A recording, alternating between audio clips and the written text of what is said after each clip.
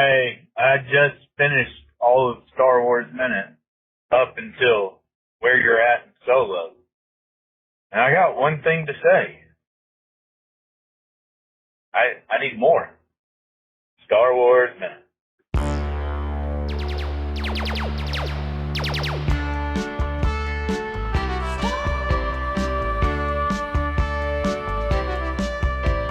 Hey everybody, welcome back to Star Wars Minute.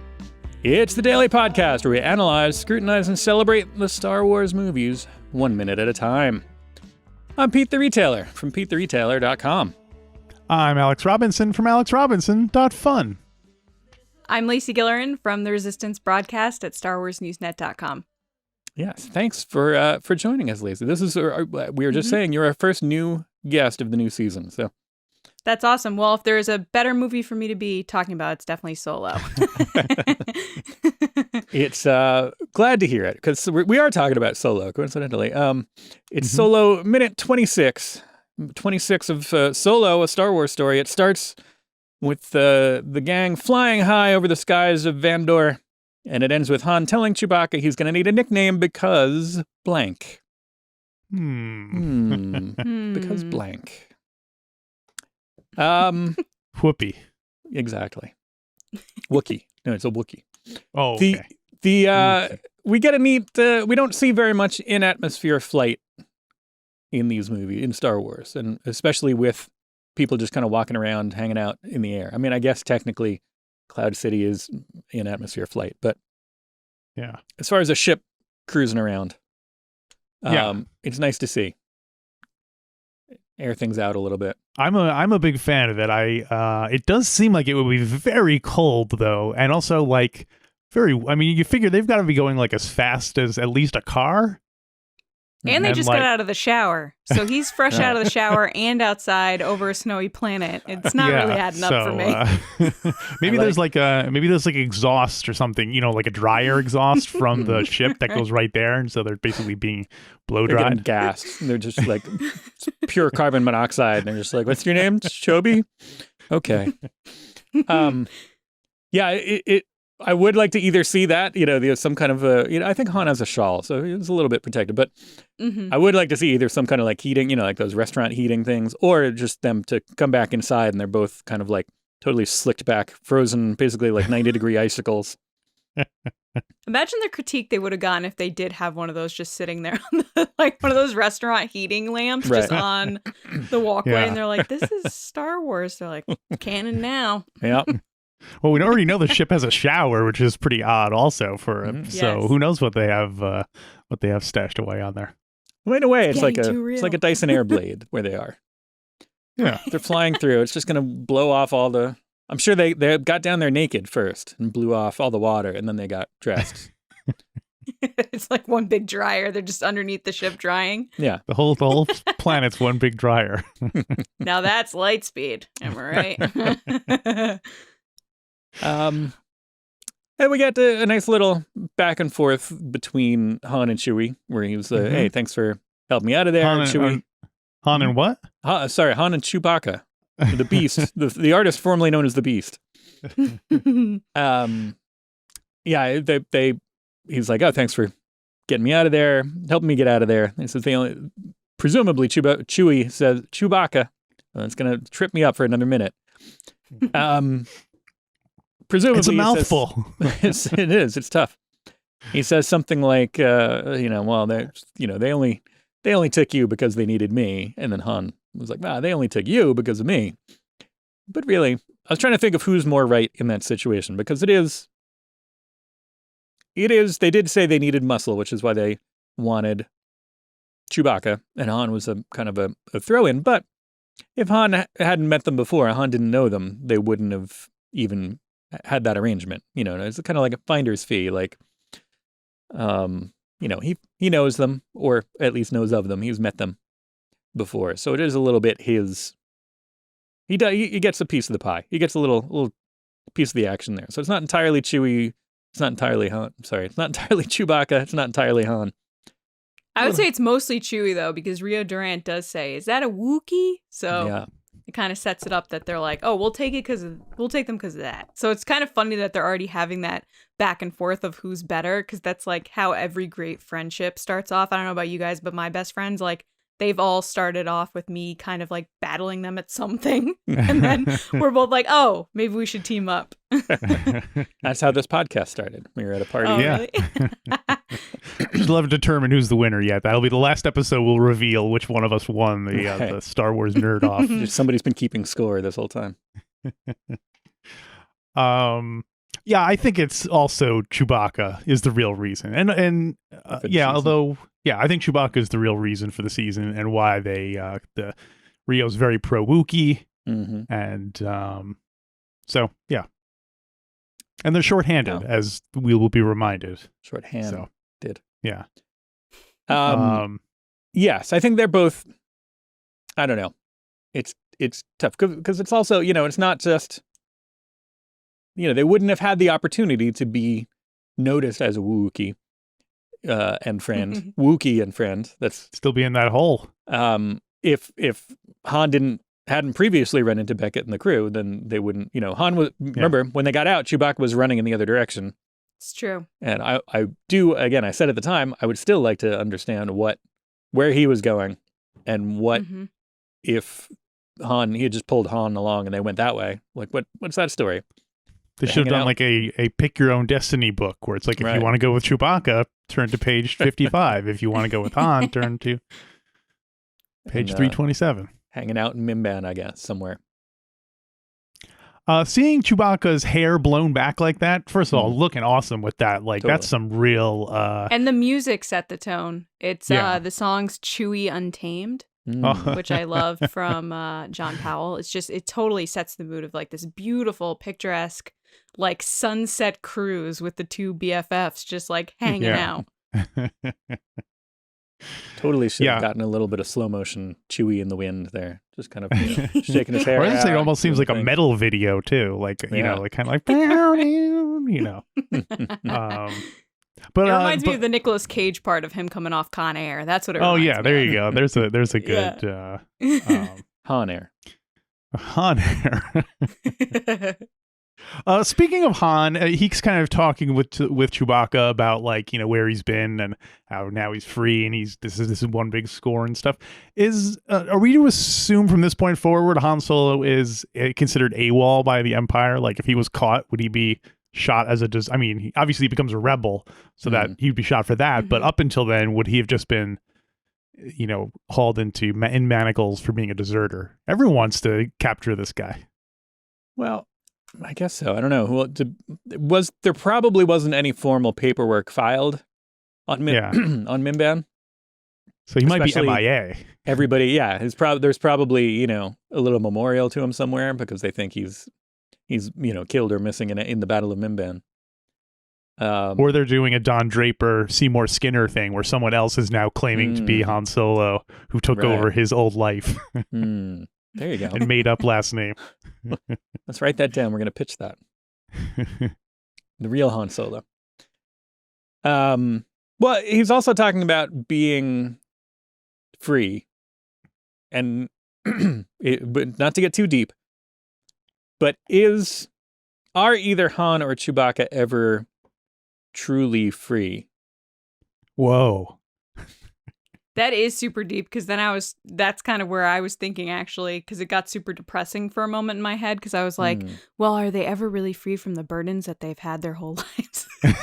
That's true. I was thinking in my head. Are any of us truly free? Yeah. But yeah, like, what does it all mean? Yeah. No, that kind of line just, every once in a while, they stick out to you. And that was one of those ones that you're like, you just want them to have a happy life, and you're like, that's never going to happen for them, in the sense of, yes, they have like crazy adventures together and they're BFFs and hanging out, but like, are they ever really truly just like living the life, like hanging out on a beach somewhere, drinking cocktails, having a great time? Probably not. They're always like trying to run from someone. Well, not to jump ahead, but I think I would say at the very end of this movie, they're briefly free. Because at the very end, when that's fair, you see the card game, you see the whole thing, he gets the Falcon, then they're just like, oh, where do we go? And they decide to go he's like, oh, I heard about this Jabba the Hutt thing. And so we know that at the end of that thread, they're going to be not free again. Pulled back in, yeah. Yeah. But briefly, between the very end of this movie and then whatever happens next, I think we can briefly say that they're free. They're out on their own. Han Solo, yes. Chewbacca, of course, has a life debt to Han Solo, so for the next 50 years or whatever, he will be. Yeah, he not cannot free truly until be free. The end of Rise of Skywalker. So yeah. Why till the end of Rise of Skywalker? Why not Force Awakens when Han Solo gets killed? Spoiler alert. We haven't. We have done Force Awakens. I meant metaphorically. I didn't mean. Yeah. Literally, because if he's still got the Empire breathing down his neck, he's got the rebellion, that whole thing. Oh, Chewbacca, you mean? Chewbacca, yeah. So I think once everything comes all the way around, they're free. He's free. The galaxy is free, as far as we know. We thought that last time, but the galaxy is free. Then he can go do what he can go home and finally retire. go back to Mala and the family. Yeah. Lumpy is a very obnoxious teenager, I'm sure, by that point. Someone should do a Cats in the Cradle song, but about Chewbacca. Totally. Well, speaking of which, he says, so what's your name? Well, did you have anything else about their negotiation about the money and stuff? He got him a sweet deal and he's making real money. That's basically what they talked about. But what I found interesting is, per usual, Han Solo is convincing people that he's right. But like part of it, you're like, is he trying to convince himself that he's right? Like that he made the right choice? Because there is this like, yeah, no, it's totally right. No, yeah, it's going to happen. Yep, totally. And like you see him do that so many times throughout the movies that you're like, is he this naive or is he really just kind of being like, no, everything's going to be great. It's going to be wonderful because I'm convincing myself that everything's fine. Yeah, I don't know if it's like optimism or the secret where he's trying to manifest it like, oh, everything will be great. The hyperdrive will work totally, So he's sitting there just saying it to himself. He's like, lots of money, lots of money, lots of money. And like, what are you doing? He has a dream board. He's showing all the board.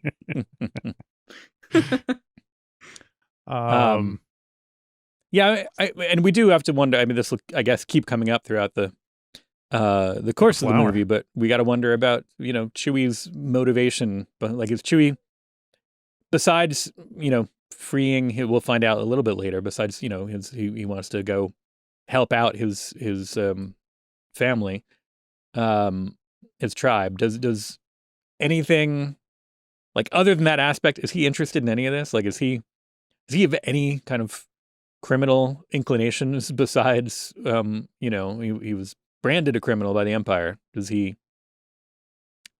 before, but has he ever fired a gun before, Well, he did fight he fought in the Clone Wars, so. Oh, right.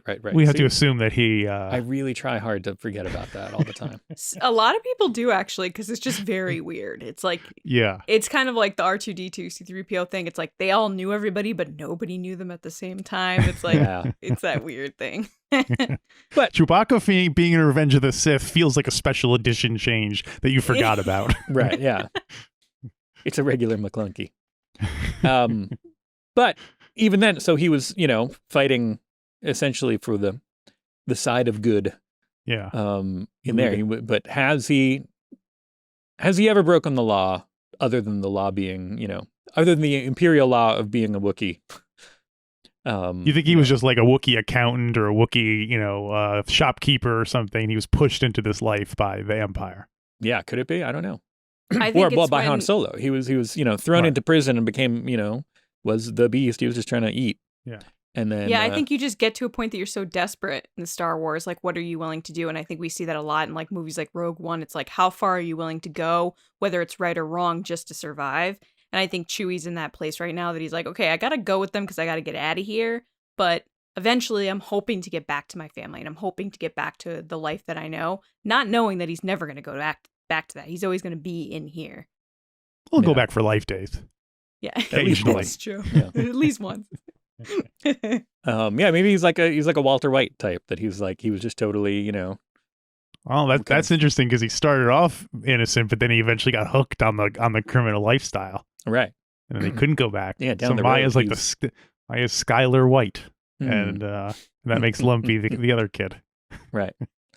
RJ? I don't know. It's been a while. And Art Carney is Hank. But yes, now he asks him his name. We learn the beast's name. Yes, the name of the beast.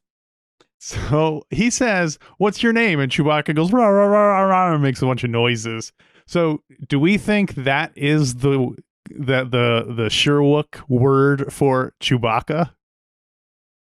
I think so, unless it's a full sentence. My name is.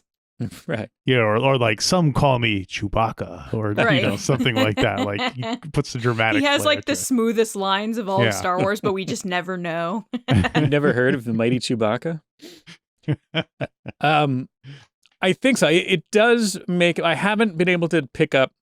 I do know, and I pride myself on my my belief that I can hear R2-D2 say his name when he does. We haven't put it to the test, but I'm pretty sure I know the series of sounds that R2-D2 makes to say R2-D2. But the Chewbacca sounds are less distinct to my ears. I'm not, I'm sure to a native speaker, there's a lot of differences there, but to me, it sounds a little bit, it all sounds pretty similar. So I'm not, I'm not able to pick out with my ear. When else would he be saying his name? That's what we got to figure out. Has he ever said, "Hello, I'm Chewbacca" before? I don't think so. I think he's always kind of just been there. And Han's always been like, this is Chewbacca. This is Chewie. This is...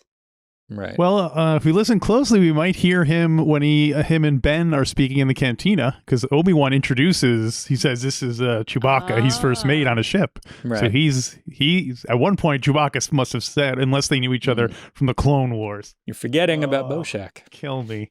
Boshak introduced them. Ben went to Boshak. Boshak was like, "Oh yeah, I know a guy, Chewbacca."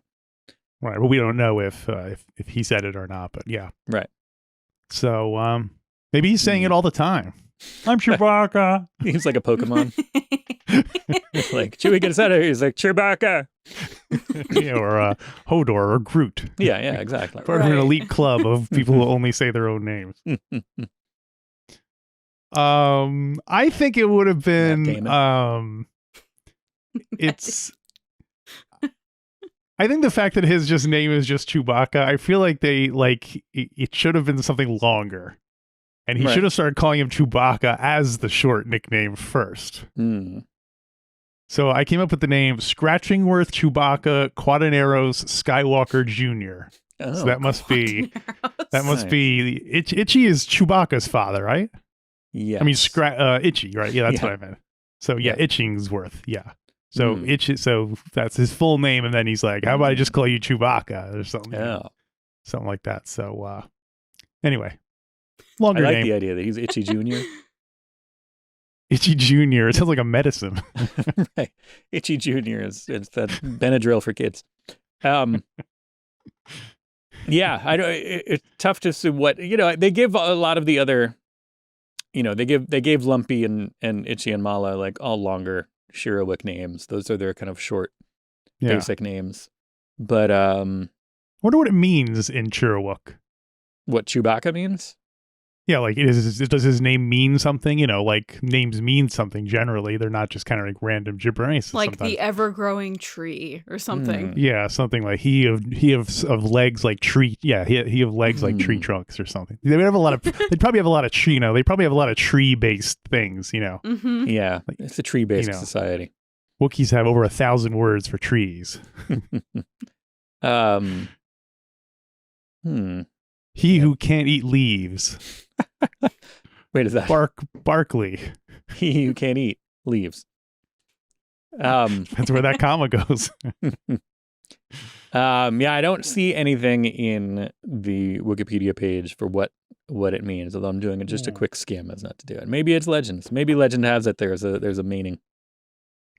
I don't feel like Sherwook. I don't feel like they've fleshed it out the way they have with Huttese or Klingon. For instance. Well, Klingon is the gold standard of fleshing it out. So yeah, very few things are going to be that. Although I think Elvish, right? Elvish is pretty fleshy. Oh yeah. Thank you very much. Yeah, Elvish too. Yeah, that was the whole point of the Lord of the Rings, was just have an excuse to Make new Make up languages. crazy Explain where- languages. yeah. Well, along those lines, like why? So if he says Why? If he says, yeah, it's Chewbacca, and he's like, hey, okay, I'm a Chewbacca. And then Han is like, Chewbacca, like, I'm not saying all that. Why not? He says you're going to need a nickname, implying that why not just use the nickname that he had already, the Beast? Now, I know it's probably not, Chewbacca doesn't probably want to be called the Beast, but he probably doesn't want to be called Chewie either. You know what I mean? It's, Really? I don't know. I feel like he learns to love it only because Han's calling him that. Right. Like, we all have nicknames that either our friends or loved ones call us that we're like, I don't know if I'd like if someone else called me that, but because it's you, I'm okay with it.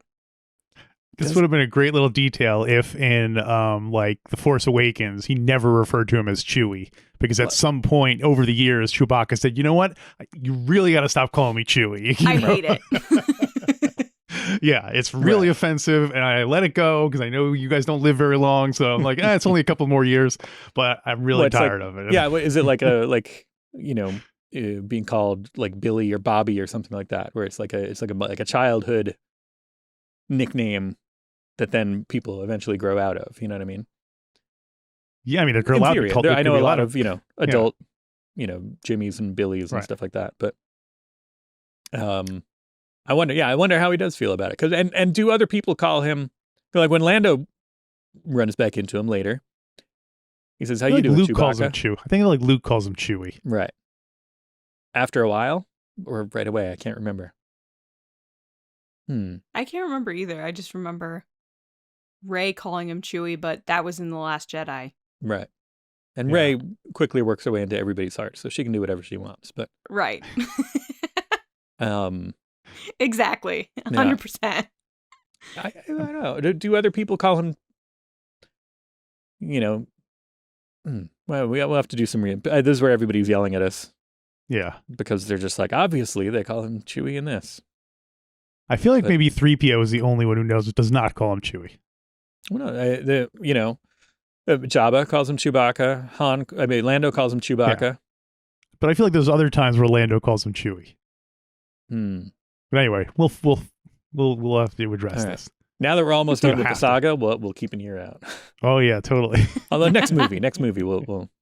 Yeah, I guess we're about to encounter the first time anyone ever calls him that. Assuming Yoda didn't call him that in Revenge of the Sith. Right. But Yoda seems too respectful to call him Chewie. Yeah. So a big nickname guy, Yoda does not seem. He calls him Mr. Skywalker. That's what but yes, I don't understand why not just the Beast. If that was, but I guess they were trying to be nice. That's like his frat nickname or something. Right. That makes me picture Chewie wearing like a co-ed naked beer pong t-shirt with the sleeves cut off and just like hanging out, That is a Chewie I wouldn't want to meet. No, frat boy Chewie is like, I think that's my nightmare. Yeah. It would destroy everything I love. I know everybody jokes about what they like and dislike about the Star Wars universe, and like that would ruin me. A frat boy Chewie. That haircut and everything. You'd have like a kind of cool guy haircut. Right. It's all gelled up, like spiked and stuff. Well, that's all I got for minute number 26. I kind of do want, maybe not Chewie, but I kind of do want to see this. Maybe that's what we need. We need a different kind of, if we ever do an early days of Chewbacca kind of movie, not his, not total origin story. We got a good amount of his origin here, but early days of Chewbacca, have it be like a back to school real genius kind of a thing where there's like a Monsters University. Yeah, kind of, maybe. But there's but I want to see like Chewie is not the frat boy Wookiee. I want to see frat boy Wookiees who are kind of the bad guys in this, and Chewie's kind of, working against them. It's the slobs versus snobs. Chewie being the slob, and some snob Wookiees who have, they have their. This is an all Wookiee cast, I'm guessing. Yeah. I was totally. gonna say it's like an all Wookiee remake of Back to School. I was thinking Accepted. Accepted is the one that I think of. Like you got the nerdy people versus the people that are like the frat boys. Right. Showing your age, Pete. We can do it. I'm showing my age as I nodded politely because I don't know what Accepted is. It's a movie? Justin Long, 2006. He gets a building and then fakes a college. Basically, he's like, oh, I'm going to college. And his parents are like, no, you're not. And he like fakes the whole thing with a website and everything. And then people start showing up. Oh. Because they also didn't get into college. But then there's this other place that's trying to basically buy the building and bulldoze it. And it's a bunch of frat boys. Totally. That's the right. Would it work with an all-Wookiee cast? Yeah, I think so. We could have one Trandoshan in there as like he's like and Blake Lively. Student, we'll leave Blake Lively in it. Yeah. Sure. But everybody else is a Wookiee. CGI Blake Lively. Right. That I think is all the notes that I had for this particular minute. Did either of you guys have anything else specific to this minute? I'm done. I'm good. I'm good. I have to ask, can you both come back tomorrow to talk about the next minute of Solo: A Star Wars Story?